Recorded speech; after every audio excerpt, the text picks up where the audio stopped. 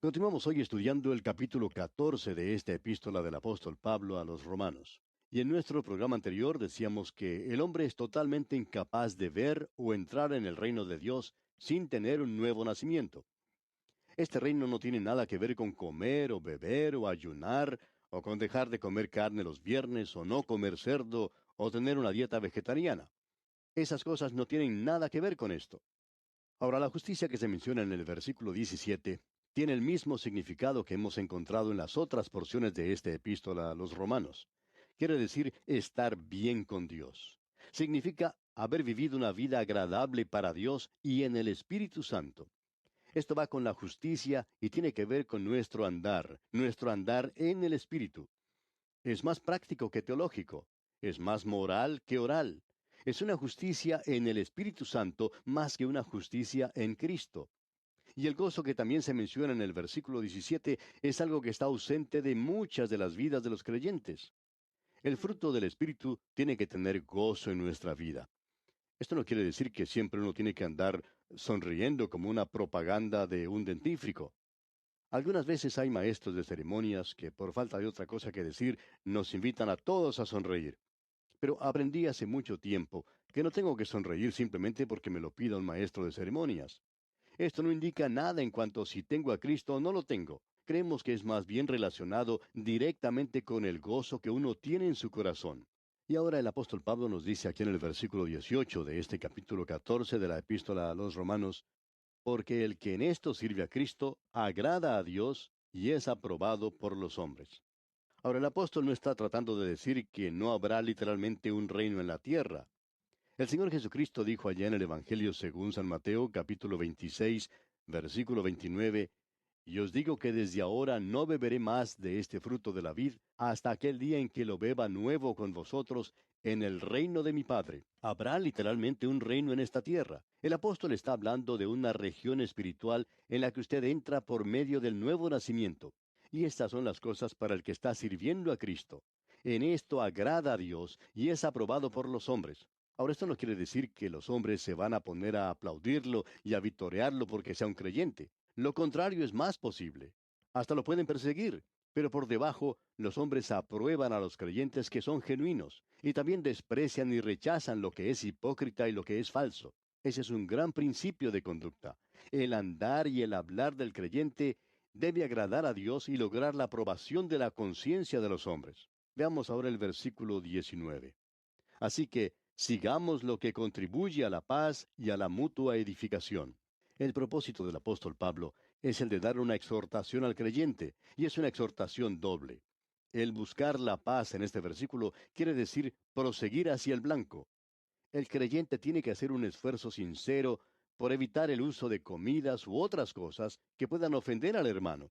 De paso, podemos decir que este es el aspecto negativo de la exhortación que está dando Pablo. Tenemos que fijar nuestras miras en los valores espirituales, justicia, paz y gozo en el Espíritu Santo. Esas son las cosas que nos edifican y no nos destruyen. Es imposible crecer para el Hijo de Dios, como veremos dentro de poco, aparte de la palabra de Dios. Luego en el versículo 20 leemos, no destruyas la obra de Dios por causa de la comida. Todas las cosas a la verdad son limpias, pero es malo que el hombre haga tropezar a otros con lo que come. Fíjese usted, no destruyas la obra de Dios por causa de la comida, dice. El creyente tiene la libertad de comer carne o dejar de comerla. La carne no nos ensalza ante Dios. Pero por el bien de lo físico, no destruya la obra de Dios en el corazón de algún creyente débil. No haga algo que cause un mal grande en su vida. Aún el veneno viejo puede ser peligroso. Lo que es alimento para una persona puede ser veneno para otra. En Esaú tenemos un ejemplo. Él no tenía ningún respeto para con Dios. Tampoco apreciaba su primogenitura y estuvo dispuesto a cambiarla por un plato de lentejas. Nuestro consejo, amigo oyente, es que no venda usted su primogenitura para satisfacer su apetito. Leamos ahora el versículo 21.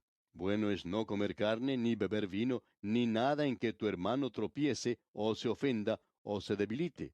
Pablo vuelve otra vez al tema de comer y beber, y pensamos que en esto a veces ofendemos a algunas personas. Ahora el versículo 22 nos da el segundo gran principio de la conducta cristiana.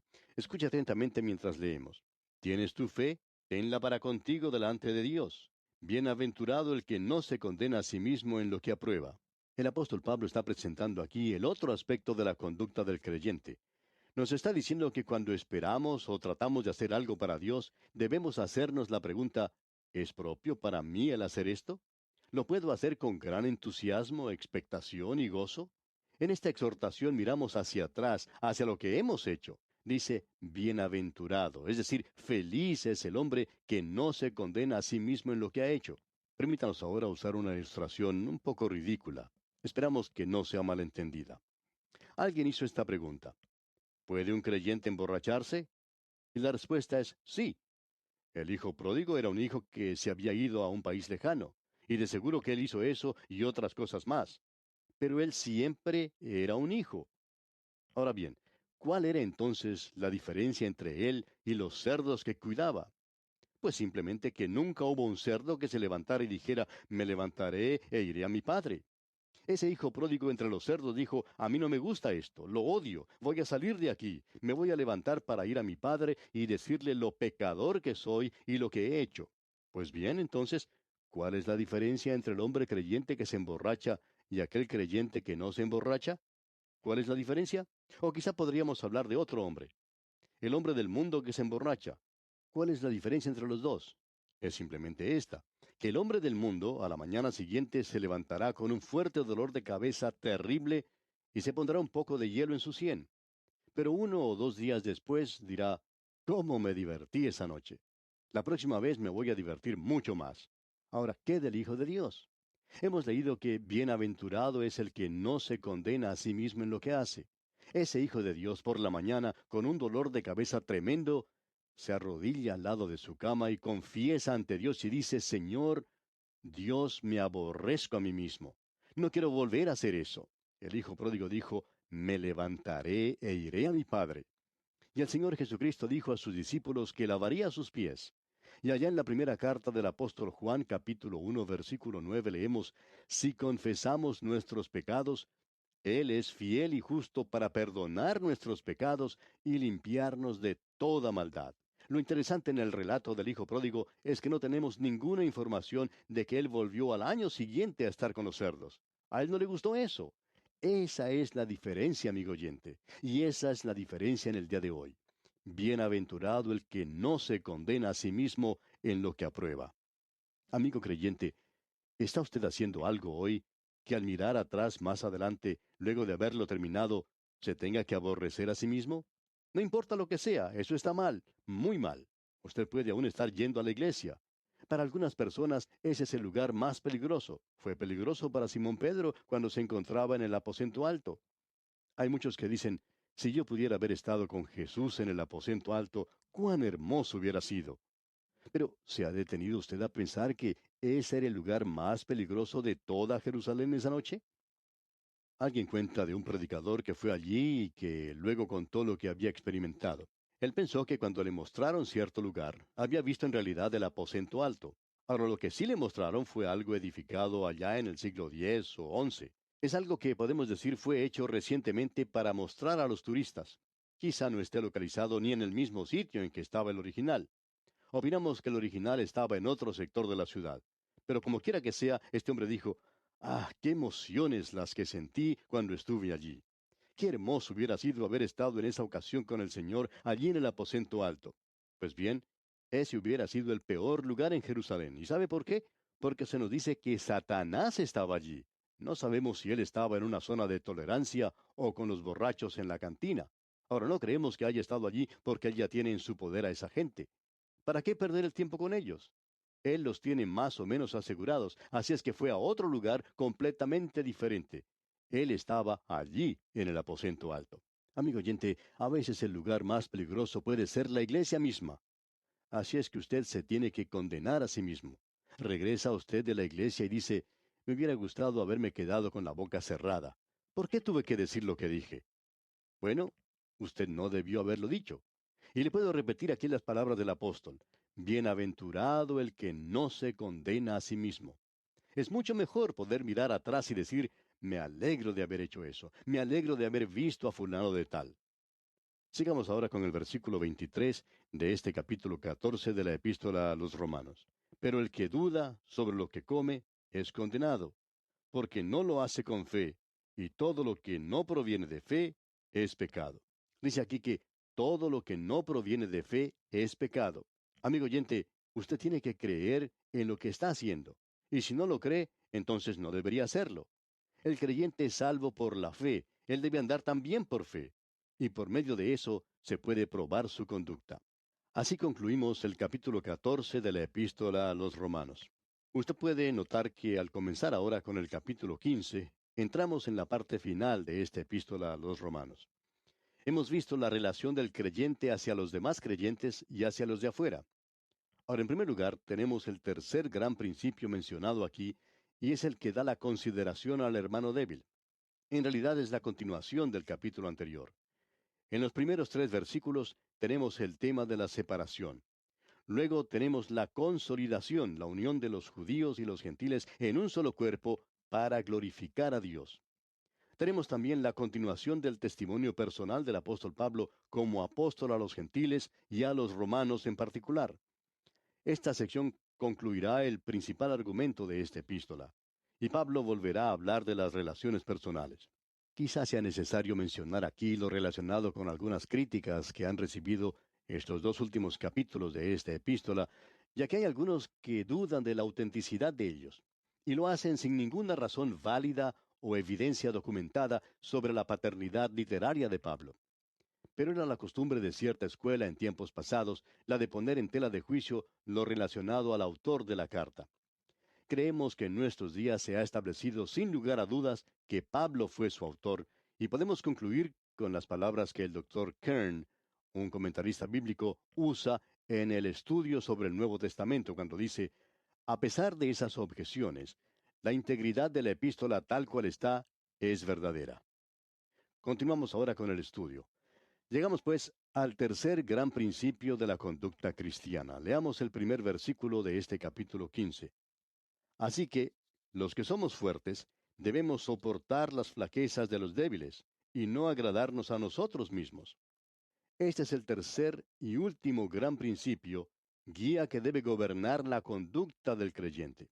Pablo se identifica a sí mismo entre los hermanos fuertes, y él insiste en que éstos deben mostrar consideración por los sentimientos y los prejuicios que puedan tener los débiles.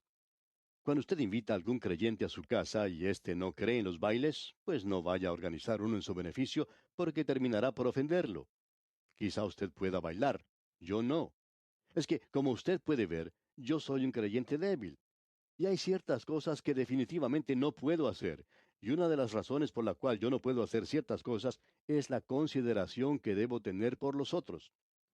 No he asistido a un teatro para ver cine por muchos años. Ya ni me acuerdo la última vez que lo hice. Alguien me dirá, así que usted es uno de esos hermanos apartados que no creen que deben ir al cine. Bueno, quizás usted pueda ir, amigo oyente. No lo sé. Yo no le estoy condenando, pero yo no puedo ir. Y una de las razones la tenemos delante de nosotros, la consideración del hermano débil. Dice aquí, los que somos fuertes. Yo siento que podría ir. No creo que algunas de las películas me vayan a disgustar.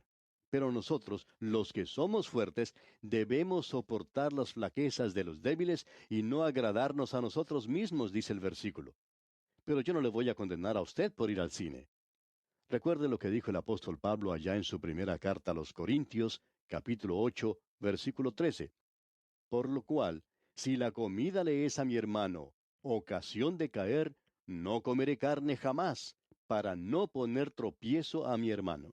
Pablo parece decirnos, yo puedo comer carne, me encanta comer un buen asado, pero no lo voy a comer si ofende a mi hermano. Y en su primera carta a los Corintios, capítulo 10, versículo 24, leemos, ninguno busque su propio bien, sino el del otro.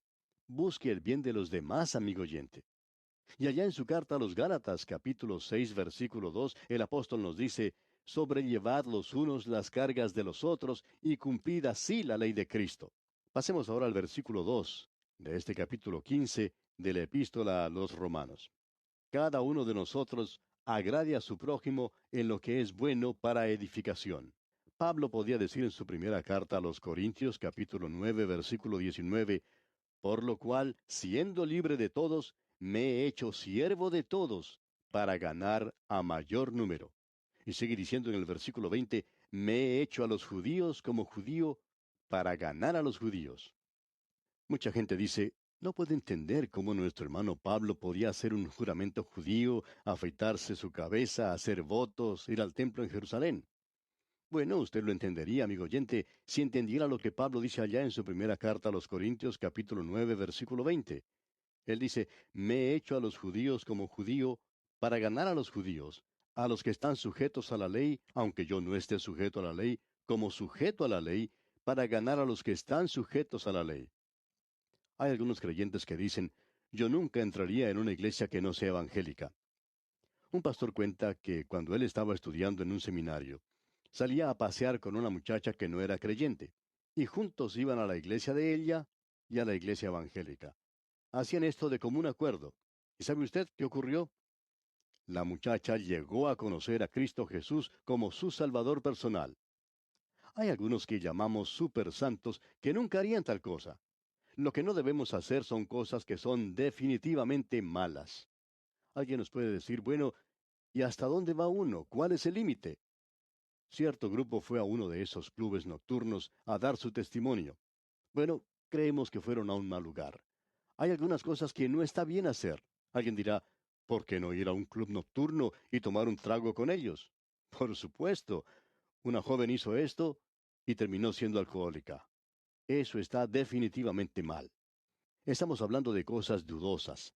Volvamos al tema del cine y del teatro. ¿Iría usted al cine o al teatro? Si pienso que puedo ganar a alguien para Cristo, sí iría. Pero como he dicho antes, no he ido a un teatro por muchos años. Permítame decirle, amigo oyente, que lo que yo hago es cosa mía, y lo que usted hace es cosa suya. Yo voy a tener que rendir cuentas a Cristo, y usted también. Lo que hacemos, lo hacemos porque tenemos que rendir cuentas, y lo que hacemos, lo hacemos porque debemos, porque le amamos y queremos servirle. Eso es lo importante. Y llegamos ahora al versículo 3 de este capítulo 15 de la epístola a los romanos. Porque ni aun Cristo se agradó a sí mismo, antes bien, como está escrito, los vituperios de los que te vituperaban cayeron sobre mí. Aparentemente, este es el único lugar donde el apóstol Pablo usa a Cristo como ejemplo, pero él es solo un ejemplo a los creyentes en la redención, amigo oyente. Nunca debemos tratar de imitarlo porque francamente nadie ha sido santificado o llegado a ser un creyente siguiendo un ejemplo. Llegamos a ser creyentes por medio de la fe en el Señor Jesucristo. Y llegamos ahora a la segunda sección de este capítulo 15 de la epístola a los romanos. Y aquí tenemos la consolidación o la unión de los judíos y los gentiles en un solo cuerpo para glorificar a Dios. Leamos el versículo 4 de este capítulo 15. Porque las cosas que se escribieron antes, para nuestra enseñanza se escribieron, a fin de que por la paciencia y la consolación de las Escrituras tengamos esperanza. La cita que Pablo hace en el versículo 3 le impuso a establecer aquí un principio que es aplicable a todo el Antiguo Testamento. Creemos de todo corazón que el Antiguo Testamento tiene aplicaciones bien definidas hoy para los creyentes. De vez en cuando recibimos cartas de algunos oyentes que dicen, nunca sabía que el Antiguo Testamento era tan práctico. Nunca me di cuenta que tenía tanto significado para nosotros en el día de hoy. Nunca comprendí que hablaba tanto acerca de Cristo. Es que el Antiguo Testamento, amigo oyente, es para nuestra consolación. Pablo dice que aquellas cosas fueron escritas en el pasado para nuestra enseñanza. Yo diría que el pecado más grande en la iglesia hoy en día es el desconocimiento de la palabra de Dios. Dios quiere que conozcamos su palabra, amigo oyente.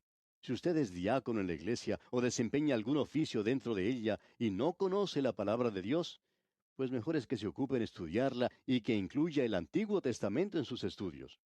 Estas cosas fueron escritas para su enseñanza y para mi enseñanza. La palabra de Dios es el único lugar donde podemos hallar consuelo, paciencia y esperanza. No encontraremos ninguna de estas cosas en la literatura moderna ni en cualquier otro lugar. Nuestro mundo es oscuro y triste. Una vez hice un viaje en avión y empezó a llover en forma bastante fuerte. Cuando llegué al aeropuerto todavía llovía. Pero cuando el avión despegó, subió por las nubes y dentro de unos momentos pasamos repentinamente a la hermosa claridad y luz del sol. Habíamos viajado menos de 1 kilómetro y la vista era completamente diferente. Amigo oyente, no busque en el mundo su consuelo y esperanza. Mire hacia arriba. Hay muchos cristianos hoy en día que viven bajo una nube. El Señor dice, ven acá arriba porque hoy el sol de esperanza está brillando. La Biblia, amigo oyente, hará esto por usted. El apóstol Pablo dice allá en su primera carta a los Corintios capítulo 10 versículo 11, y estas cosas les acontecieron como ejemplo y están escritas para amonestarnos a nosotros, a quienes han alcanzado los fines de los siglos. Cuando estudiamos acerca de David, recibimos muchas cartas que decían que la historia de David les había servido para darles mucho ánimo. Alguien dijo que estaba pasando por un período oscuro en su vida y que el estudio de David llegó precisamente en la hora que lo necesitaba, pues lo libró del suicidio. Y este es el motivo por el cual Dios nos dio su palabra, amigo oyente. Puso de manifiesto el pecado de David. No fue un cuadro muy bello, pero Dios lo pintó así tal como era. Y toda la Biblia, amigo oyente, toda ella es para nuestra enseñanza, para darnos consolación, paciencia y esperanza. Leamos ahora el versículo 5. Pero el Dios de la paciencia y de la consolación os dé entre vosotros un mismo sentir, según Cristo Jesús. El apóstol hace una pausa aquí para orar que las bendiciones que son encausadas solamente por la palabra de Dios puedan influir tanto entre judíos como gentiles en el cuerpo de Cristo. No que estas dos agrupaciones estén enteramente de acuerdo entre sí en cuanto a la cuestión de carnes y bebidas, sino que puedan demostrar que son uno en cuanto al amor y la consideración mutua. Y ahora en el versículo 6 leemos, para que unánimes, a una voz, glorifiquéis al Dios y Padre de nuestro Señor Jesucristo. Debe haber tal armonía en su alabanza que revelen la unidad de creyentes. Cuando realmente se glorifica a Dios, la pared intermedia de separación entre judíos y gentiles se derriba como se derrumbó el muro de Jericó al tocar las bocinas y al gritar el pueblo. El Señor Jesucristo dijo allá en el Evangelio según San Juan, capítulo 13, versículo 35, en esto conocerán todos que sois mis discípulos, si tuviereis amor los unos con los otros. Y aquí, amigo oyente, vamos a detenernos por hoy porque nuestro tiempo ya ha tocado a su fin. Quiera el Señor bendecirle abundantemente.